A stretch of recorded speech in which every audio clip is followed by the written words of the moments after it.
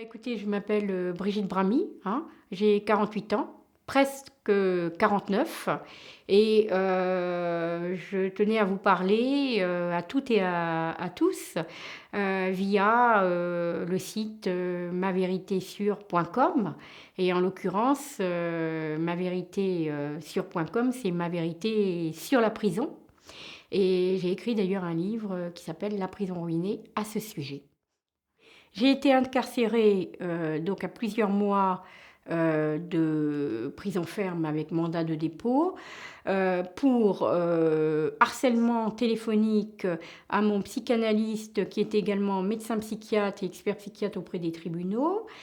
Et le chef d'accusation choisi pour cela est en fait non pas harcèlement téléphonique, mais donc violence volontaire sans un ITT, hein, incapacité totale de travail, oui, de plus de 8 jours, tout en sachant que ce langage, c'est un langage judiciaire, c'est une vérité judiciaire et qui n'a rien à voir avec les faits réels, puisqu'il n'y a eu aucune violence de ma part à l'endroit de mon ancien thérapeute. Et j'ai téléphoné uniquement parce que, à la suite de l'abandon des soins par mon thérapeute, et abandon ceci au cours d'une période où j'étais particulièrement fragilisée. Écoutez, il n'y a qu'une explication possible à la tournure qu'a pris ce jugement extrêmement sévère. C'est la place, les fonctions, les amitiés, les complicités occupées et qu'avait et qu'a toujours la partie civile, c'est-à-dire ce médecin, psychiatre, psychothérapeute, psychanalyste et surtout expert psychiatre auprès des tribunaux. Donc j'ai été incarcérée, je le répète, pendant 5 mois et 10 jours à Fleury-Mérogis, à la maison d'arrêt pour femmes, la MAF. Et les conditions de détention ont été, contre toute attente, nettement plus positives que je ne le pensais. Alors, bien sûr, il y a une violence qui est une violence institutionnelle, qui est une violence du fait même d'être incarcéré, c'est-à-dire d'être rejeté, de faire partie désormais, pendant un temps donné, finalement, de la part maudite de l'humanité.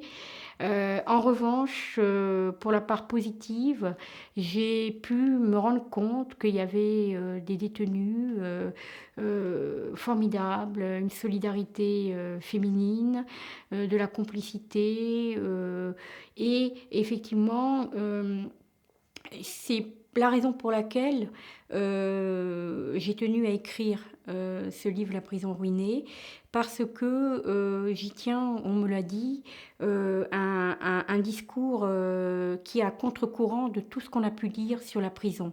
Parce que moi, j'ai vécu des véritables moments de bonheur dans le cadre de mon incarcération, de façon très paradoxale.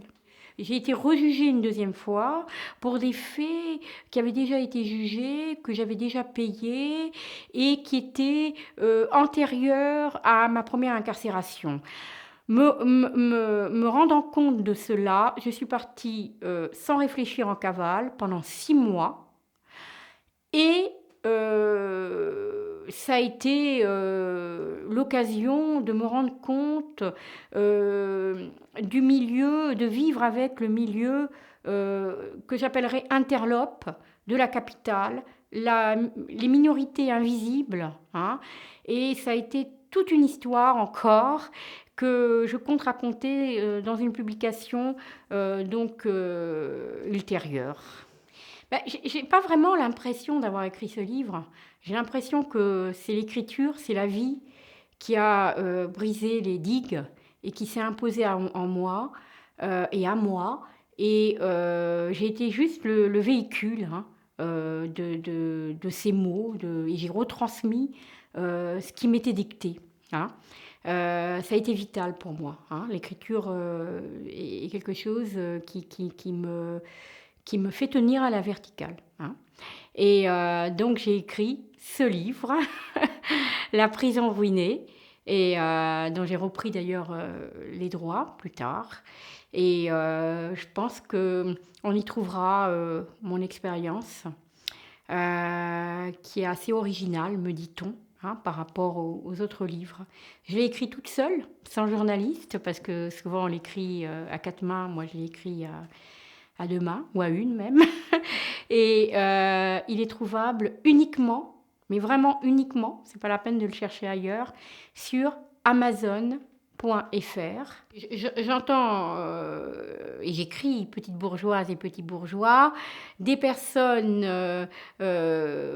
définies non pas par leur rang, par leur classe, que sais-je encore, par leur sexe, mais uniquement, je les définis avec Barthes et après Barthes, par rapport à leur vision qu'ils ont personnellement du monde, d'un monde, d'une famille, de tout ce qui bouge finalement.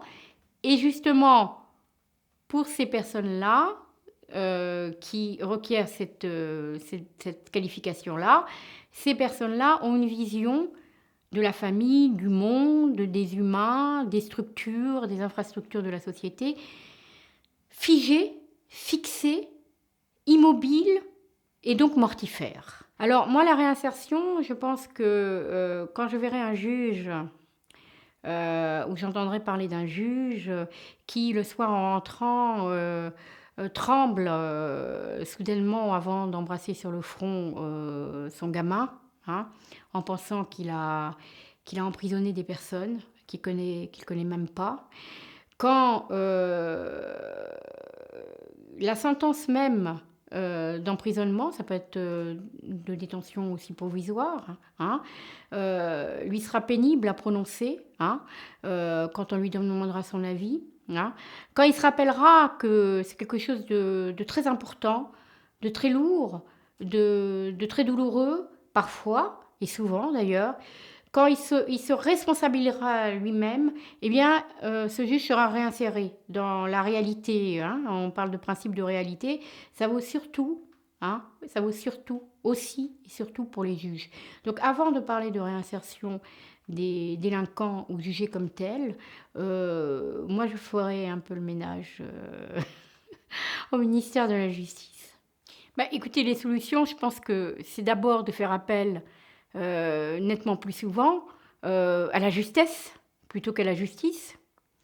La deuxième solution, elle est vraiment personnelle et j'espère qu'elle contaminera le plus de gens possible. La solution, elle est avant tout poétique. Et enfin, pour terminer, je pense qu'une des solutions radicales et fécondes, c'est de lire et de relire Jean Genet.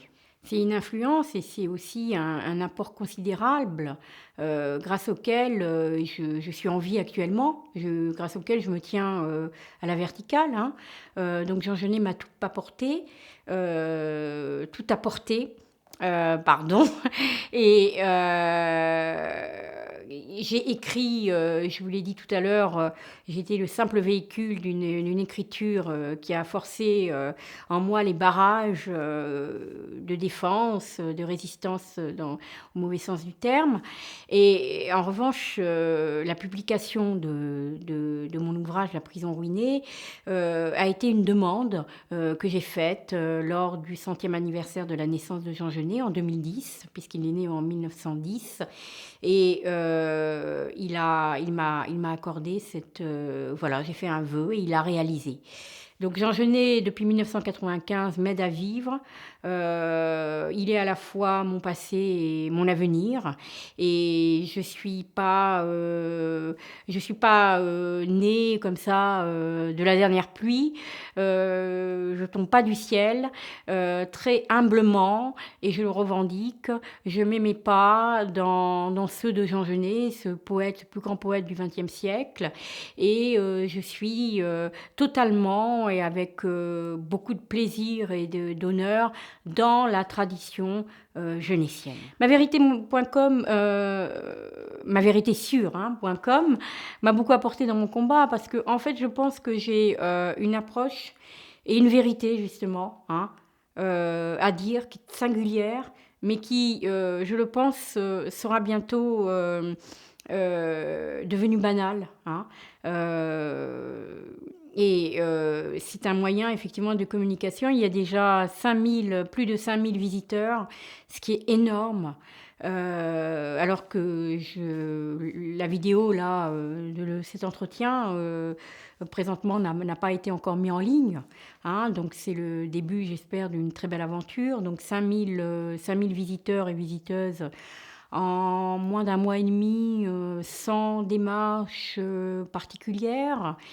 Je suis ravie que ça circule un peu. On sait que moi je suis très attachée au net, à la toile. Pourquoi? Parce que c'est quand même un moyen qui utilise l'info de façon horizontale et non pas verticale. Donc c'est un moyen de communication, si on en fait un très très bon usage, on fait attention à ce qu'on dit, très très démocratique, hein. Donc moi pour l'instant ça marche quoi. Je serais susceptible avec la vérité, ma vérité sur.com, si l'équipe le veut bien, d'apporter d'autres vérités. Voilà.